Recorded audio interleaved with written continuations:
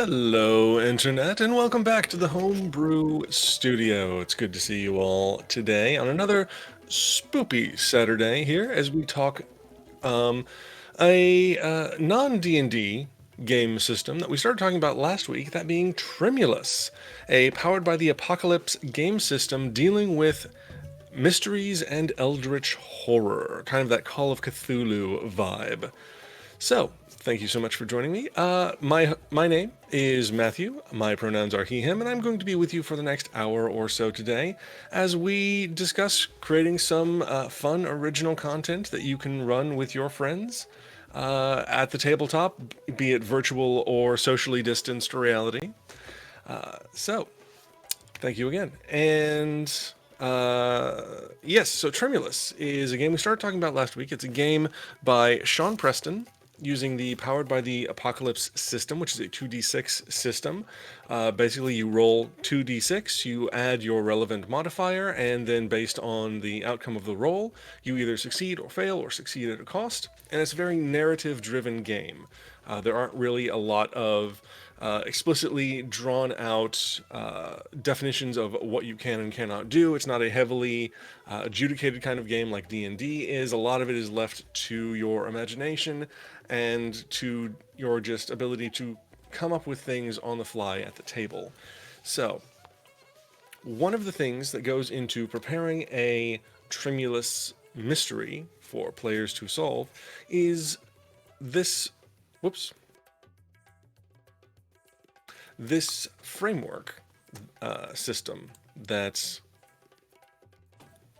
the author has put into place. And using this framework, you can come up with mysteries for your players to run through and solve, and all kinds of crazy, spooky things can happen along the way to keep it interesting and entertaining. Now, hello, Amon Doctor. Thank you for joining us in the studio today. So, to begin building our framework, we need to come up with an idea of what we want this mystery to be about. And the way that Tremulus handles that is there are different types of hazards that players can encounter. And a given mystery, you can see in the hazard track there's 2 columns, usually involving 2 different types of hazards. So, if we look at what type of hazards the game provides here,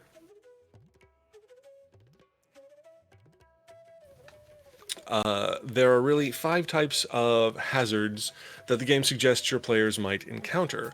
There are elders, which are persons of authority and power in this particular community or town or area that your players are exploring. There are townies, which is a large, like-minded group of people. So either just they're locals to the town, or maybe they are a particular cult or a particular organization that you are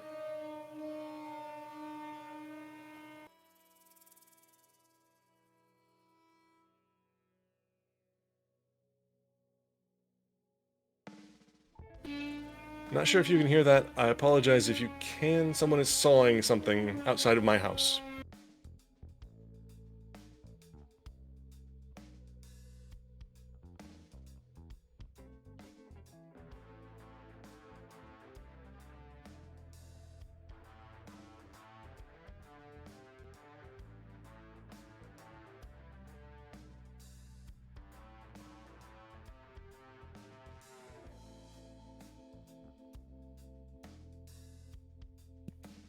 Okay, sorry about that. So that's townies. Landscape is another type of hazard you can encounter. That's just the environment around you. Maybe the environment itself is somehow animate, or it just presents a natural hazard like landslides or flooding or inclement weather or anything like that. That can also be a form of hazard for the players to overcome. Then there is doom, which is just a really unfortunate circumstance. So anything along those lines is very open ended. And then finally, you have the weird, which is the strange and unnatural. And this being a game that very much builds on the idea of eldritch horror or cosmic horror, that kind of thing, including the weird in your story, is almost a given. So, doom, doom, doom, doom, doom. Yes, exactly. We'll sing the doom song. So we need to decide what kind of hazards we're going to work into our framework. Well, as I said, I think weird is kind of a given. And then we need to decide what we want the other one to be. Should we put elders into our hazard track? Should we do townies, the landscape, or some form of doom? I'm thinking.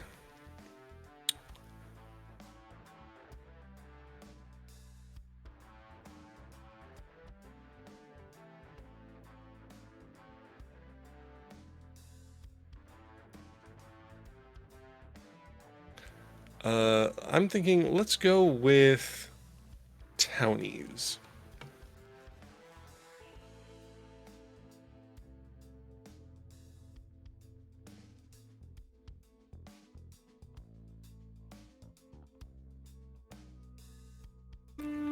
Not sure what is going.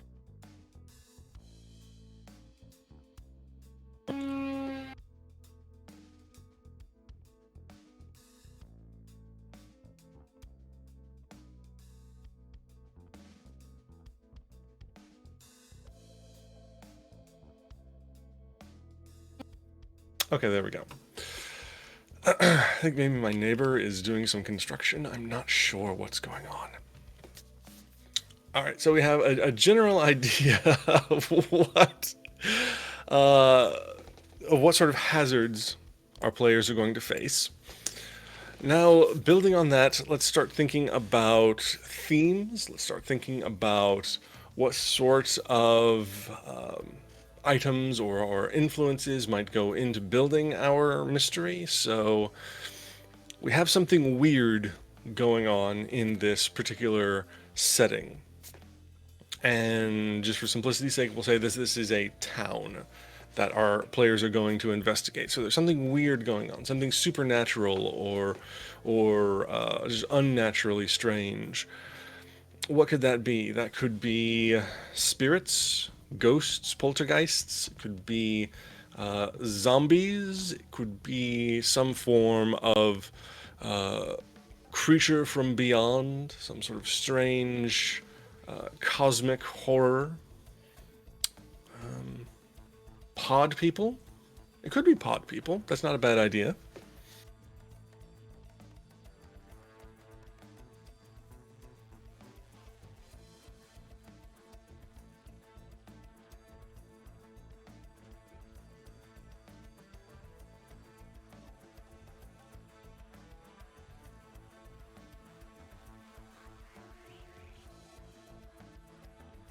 Disco dancing babies? That's a little too horrific. I don't want to scare people too much. Uh, but if we have pod people, sort of pods, that's an interesting idea.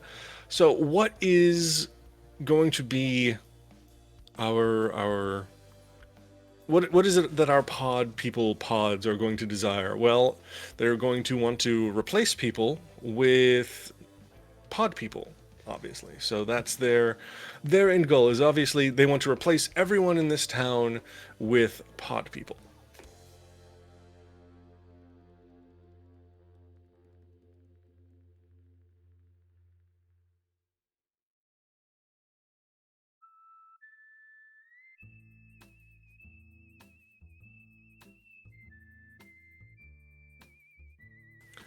So I'll put that as the end point of our hazard track for this one. Ultimately, the pods want to replace everyone in town as a pod person. So that's our end point.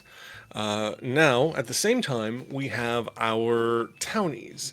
This is going to be either the town community as a whole, it could be a subset of the townsfolk, it could be a particular organization or religion or a particular family within the town, maybe, that are going to be doing something related to the pod people, but something that will also spell general terror and death and doom if they go unchecked. So, what do we want? Who do we want our townies to be, and what is their nefarious plan that our players are going to have to try and uncover and then thwart? Maybe they know about the pod people. Maybe they created the pod people accidentally, and now they're trying to undo their work before anyone else catches on. Maybe they are some kind of resistance fighting against the pod people, but unfortunately, the means they go about fighting the pod people are going to be ultimately destructive. Maybe they love the pod people. That could also be true, Logan. They love the pod people and are raising them.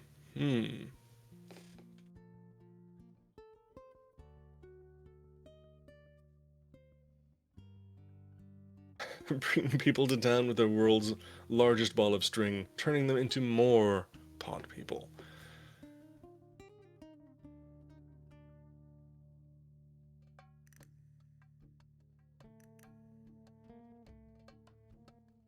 Okay, that's certainly a plan. Let's see here.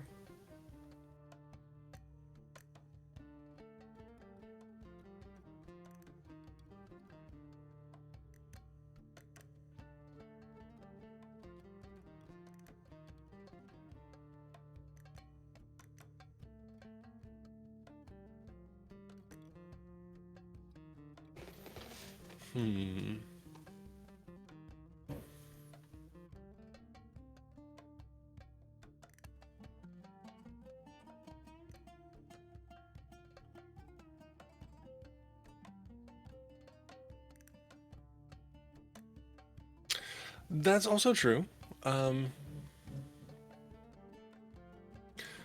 Ideally, we want to have like two different potential bad endings that come out of this.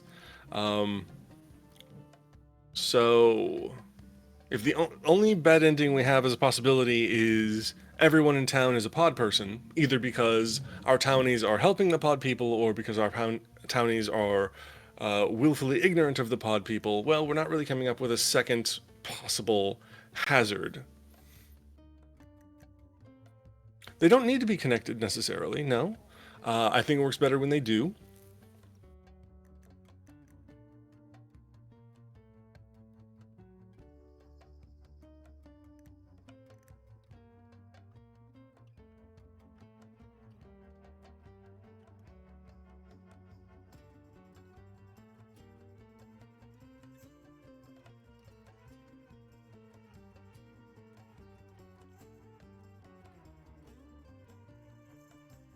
I guess, as an example, uh, of sort of what this dual track system is all about, think of the movie The Avengers, the Marvel Avengers, where at the end of the film, you have the aliens invading the planet, and the end of their track would be they take over the planet, right? That's their bad ending.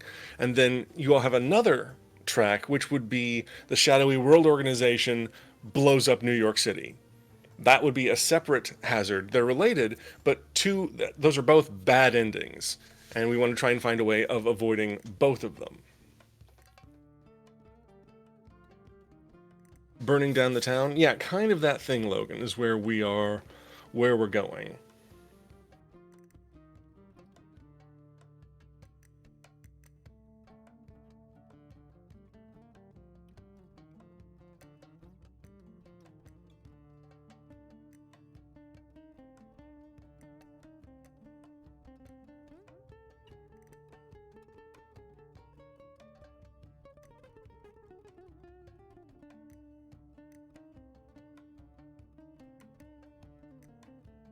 So, who are our townies? I don't think it can be the entire town necessarily, because if it's the entire town, then our pod people are going to have a are going to have a bit of a harder time infiltrating things. I think that is good to kind of do what you were talking about, Logan, where some of the people just don't believe the pod people are real, and those people are going to be the prey that the pod people feast upon. But there's got to be a separate group that's like, no, these pod people are real. You've got to take us seriously, and no one really listens to them. So who are these? Who are these group of pod fighters, anti-pod people? The I can't think of another thing to call them. Who are these people going to be? Let's see, a particular organization or family, maybe. One subset of the community. What's a group no one usually listens to? Well, rational people, scientists. Sorry, too real?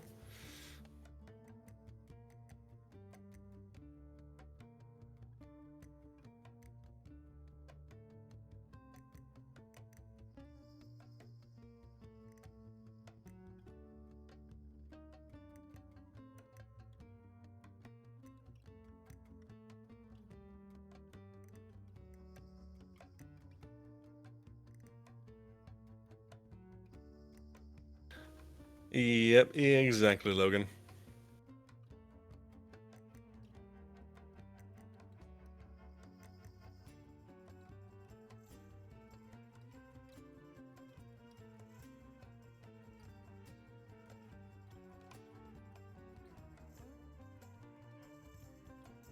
I'm kind of thinking, just going through my mind and sort of the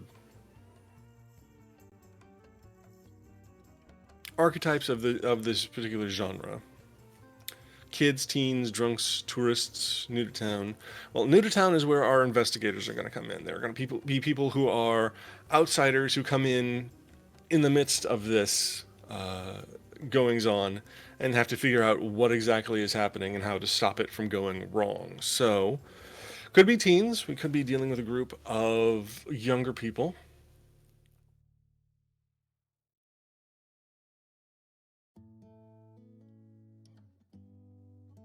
Drunks. Something about that. I kind of really like that idea. I have not seen The Burbs. I'm very sorry. That reference goes over my head. Um,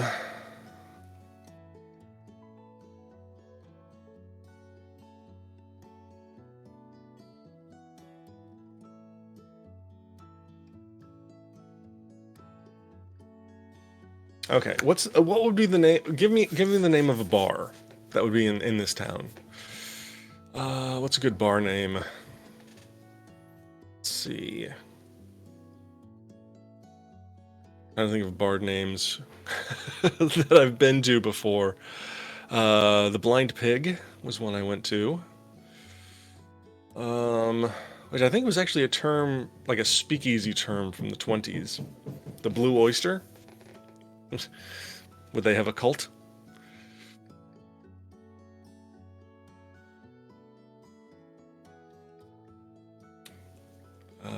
Man, now I want... now I want to make one of these where there's a cult that worships a giant blue oyster. Thank you, Logan.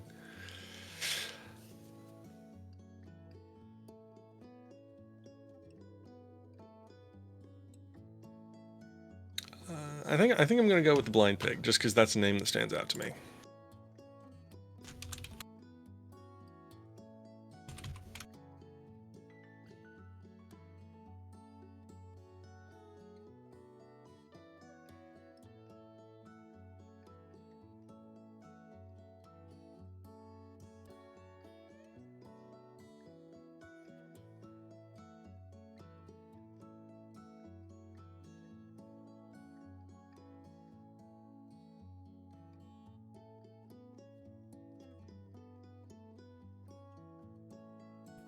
So the end of this hazard track is basically scorched earth policy.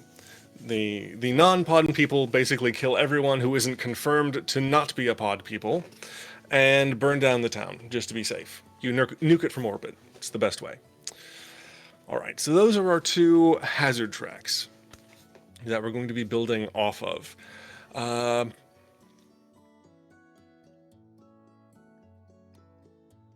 So now we can start building out the actual steps and stages that are going to start happening in our mystery.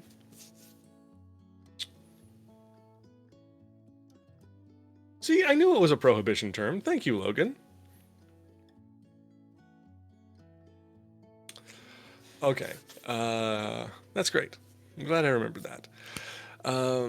So, what sort of theme are we going to be working with here?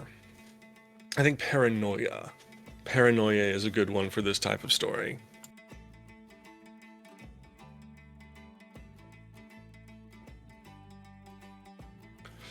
This is going to be a story all about paranoia, not knowing who you can trust, who amongst you is not what they seem, who has been infected with communism, I mean, pod peopleism.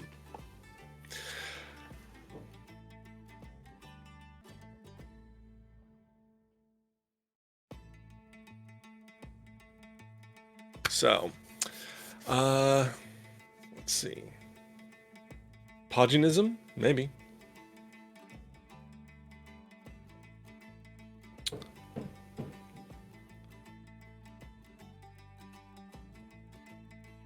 Alright, so, we have a few other things we can fill in here. We have the tragic end, which is, how this is going to go terribly, terribly wrong if the players don't step in and intercede. We have the unknown, which is going to be a lot of the mysterious questions that may be left unanswered by the time the mystery is done. You don't have to answer every question, and some mysteries are better if you don't.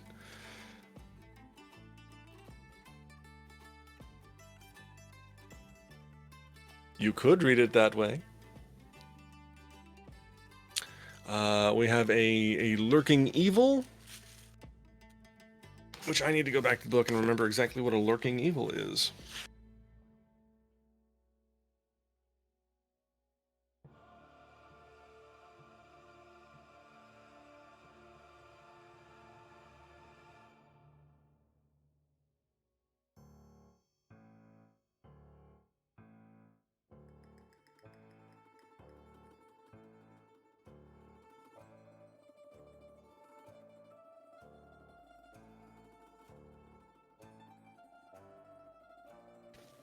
I don't think the book actually makes that clear.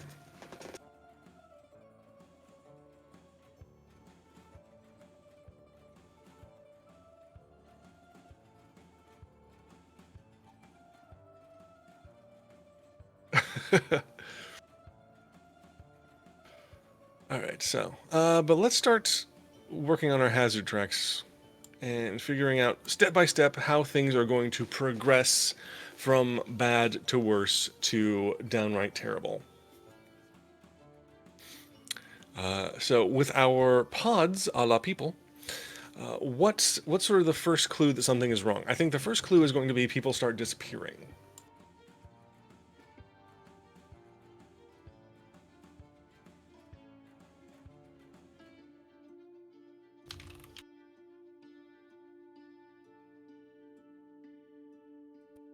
And then, of course, they're going to reappear just as mysteriously.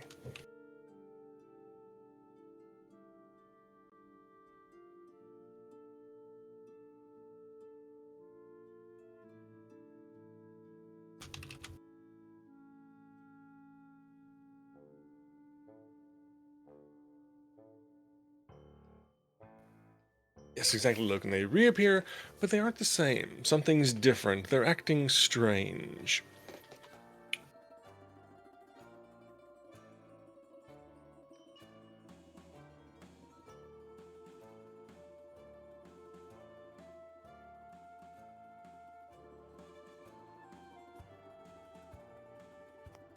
I don't know that there's a solid table on that, Logan.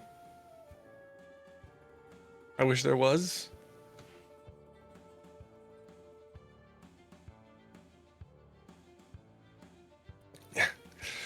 You become a fully communist in 1d6 hours.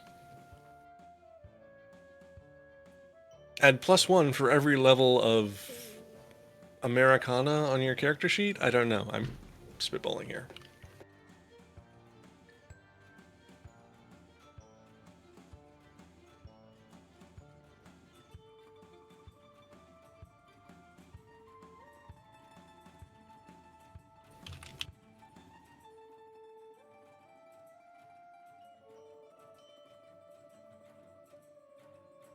Okay, so where is our pod going to be located? Because I'm thinking is the people who start returning are going to start guarding one particular area of the town and turning away anyone who is, snooping about, because this is where the pods are. This is where the new pod people are being grown, and this is the area they have to protect. This is their nest.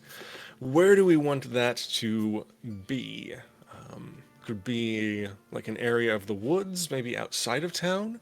Could be somewhere in town, like maybe an abandoned building or a place that's been closed down for renovations, or some other reason. A distillery. That's not a bad idea.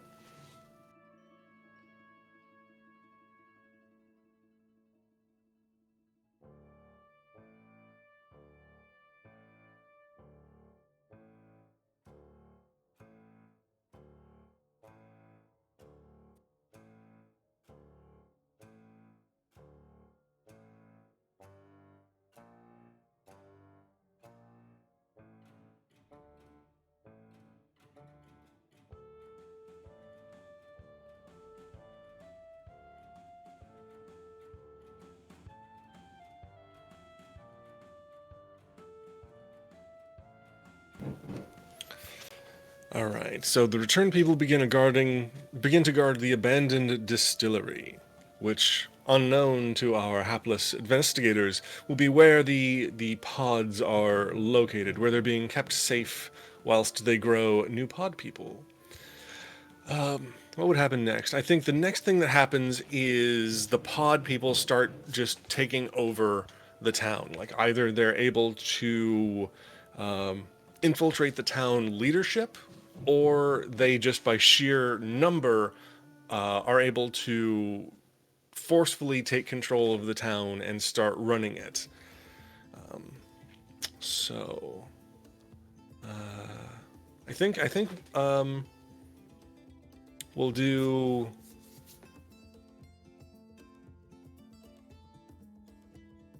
Maybe we'll have the sheriff. The town sheriff becomes a pod person.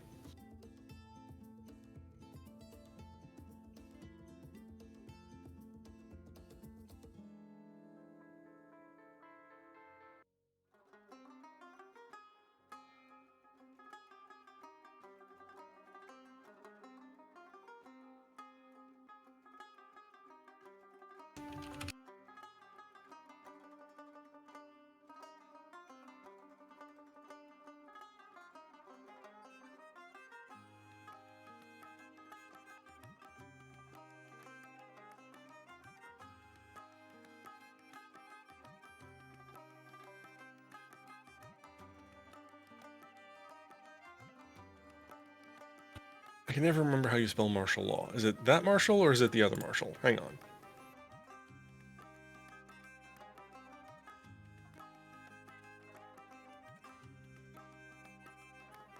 It's the other Marshall.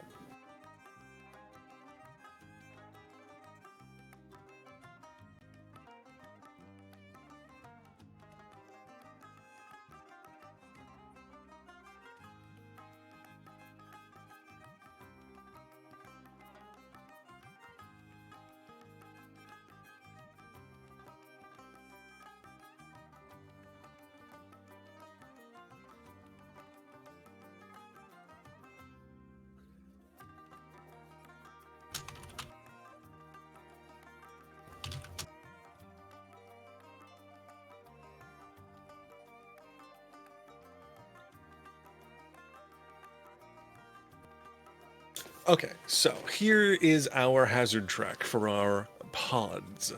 First, small numbers of people begin disappearing, then they reappear, and they're acting strange.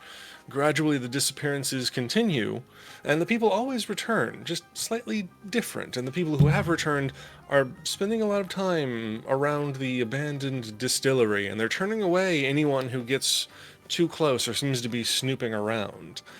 Then the town sheriff goes missing, and shortly after, members of their police force, until the entire police force just takes over the town and declares martial law. People are told to stay in their homes, and then a few at a time are picked up by police, shuttled off, and then returned later. And soon everyone in town has been replaced by a pod person. Getting a lot of strings of sort of authoritarianism in this particular hazard. It's this entire thing of once that sort of structure of the police force has been compromised, then it's just everything becomes a strict line of this is what's going to happen, you're going to follow it, or we're just going to shoot you. So yeah, there are going to be shades of that to this story as well. But then we have our blind pig pub townies,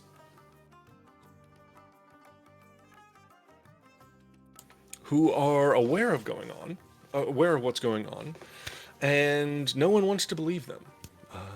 So I think, where are we going to start out here on this particular hazard track? Well, I think it's going to start out with one of the patrons of the Blind Pig Pub, who was probably blind drunk at the time, saw someone being abducted and turned into a pod person.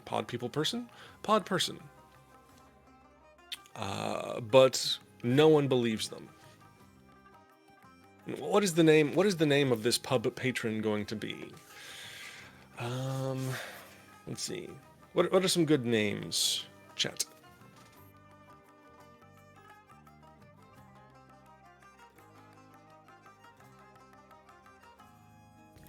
Cletus? Cletus what?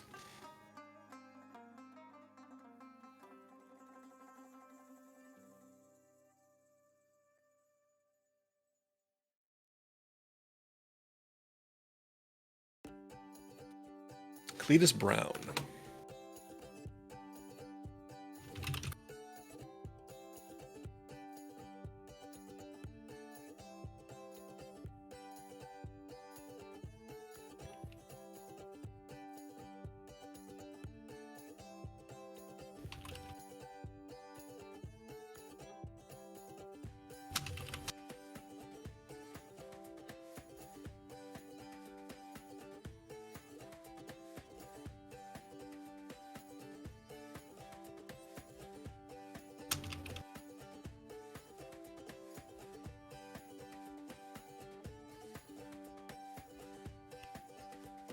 Alright, so no one believes poor Cletus when he tries telling them this story about what he saw happen, a person being born from a pod. And people just dismiss him, he's a drunkard, he's no good, he doesn't know what he saw. But as things continue to get worse, I think the patron, the owner of this establishment, the Blind Pig Pub, probably starts to clue in a bit faster than everyone else. Who is the owner of the Blind Pig Pub?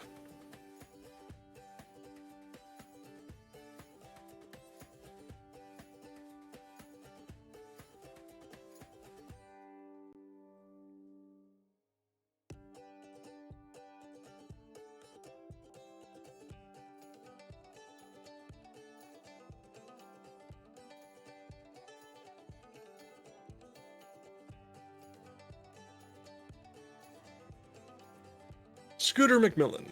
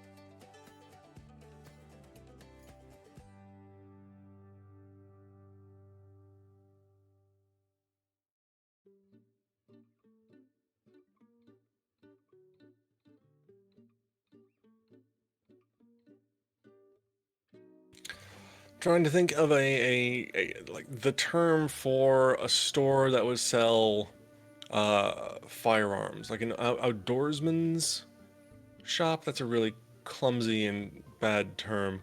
Um, like, where would you go to buy shotguns and hunting rifles? Is like there's a term for that kind of store, and it's not just Hick Supply Depot. Uh, uh, gun shop. Is that just too on the nose to call it a gun shop? Eh? We'll call it a gun shop. Eh?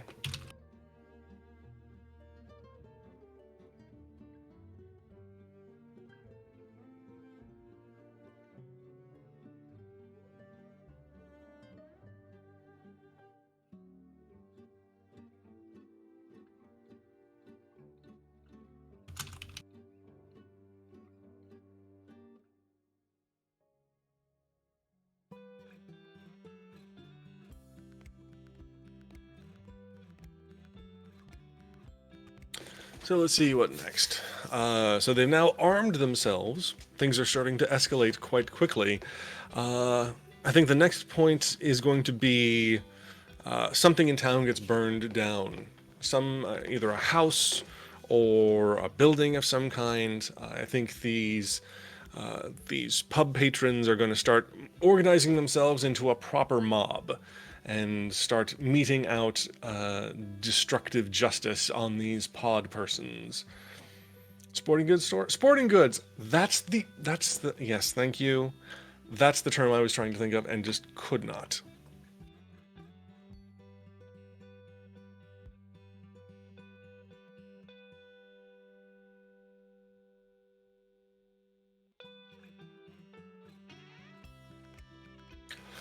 So, what are they going to burn down? Hello, Heather. I can't read what you just wrote. The guns Rus? Oh, guns are us. Yes. Thank you, Heather.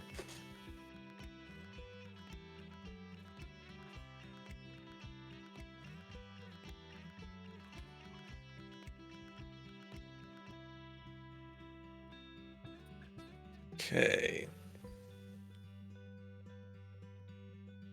We're not playing that sound again. Not by choice. Um, so, Blind Pig patrons. This is maybe around the same time that the local police start enforcing martial law. So maybe they burn down the police building. Maybe they burn down the mayor's house. Maybe they burn down. I can see them wanting, obviously, to burn down the distillery. And maybe they do. Maybe by this point it's so pervasive that even with the distillery destroyed, the podding is still ongoing. It will still continue.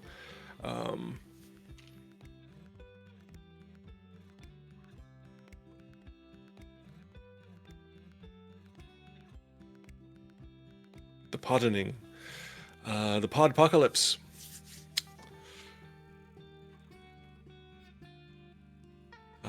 Yeah, actually, I think that's a good point. They're going to burn down the distillery.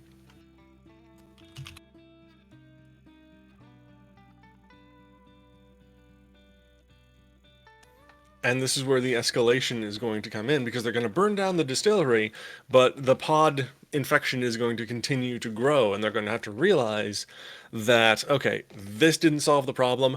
We just need to kill everyone we know who isn't a pod person and burn the entire town down. It's the only way we can be safe. And that's where it's going to escalate to that final tragic end.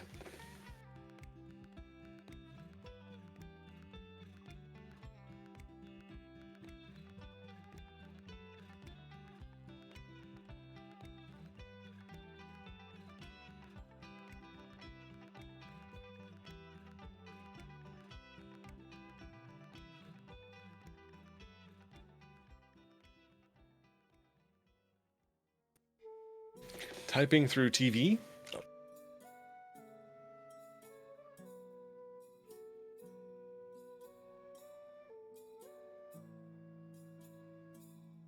I may have said that by accident. What I meant was kill everyone who isn't confirmed to not be a pod person.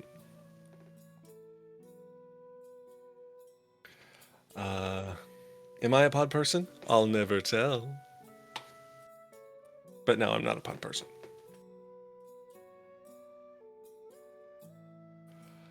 Amon, for this weekend, doing the stream, playing some D&D tomorrow night. It's going to be a lot of fun. Maybe a little bit of Vampire the Masquerade. We'll see. Hopefully you're having a good weekend as well. We appreciate you popping in and joining us today. Hi, Mike. That is what a pod person would say. And a wee bit of Minecraft if there be time.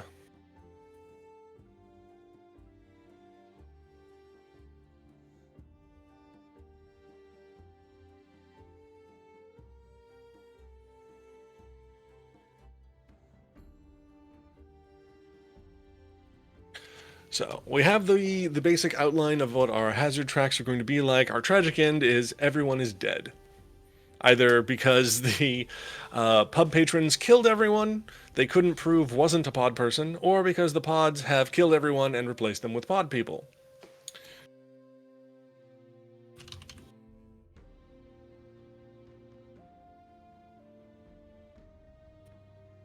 Nice.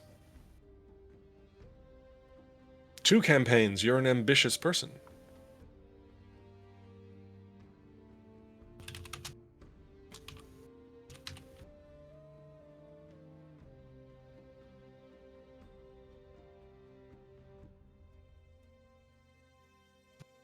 So let's talk about what our unknowns are in this particular story. Well, the first, I think, is where'd the pods come from?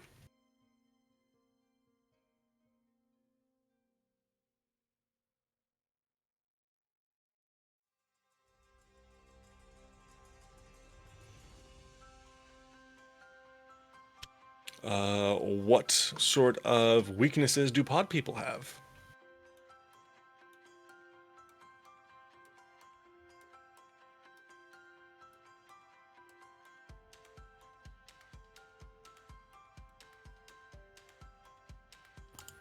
How does one distinguish a pod person? What sort of tests can determine if someone is a pod person?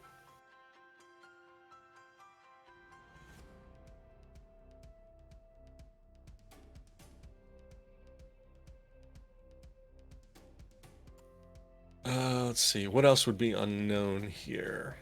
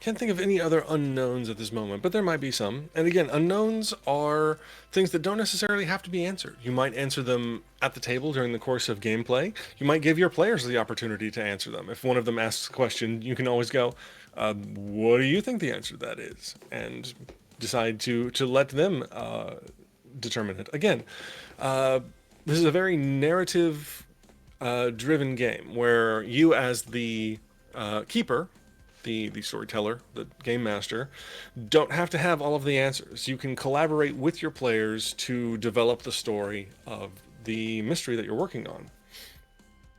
Do they have a ruler? Ooh, Mike, that's a great one.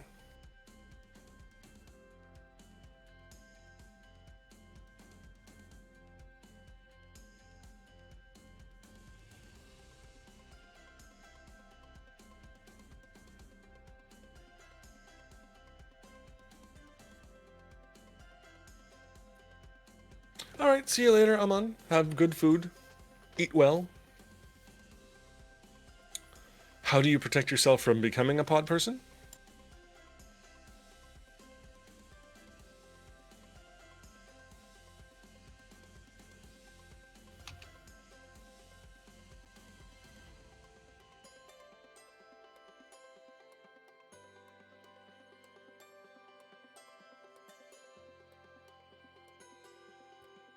Is the hokey pokey really what it's all about? You know, Logan, some questions are just too big.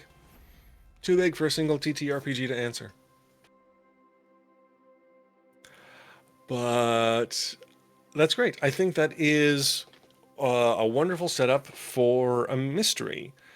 And you've got the basic outline here for everything we would need to know to run our players through this.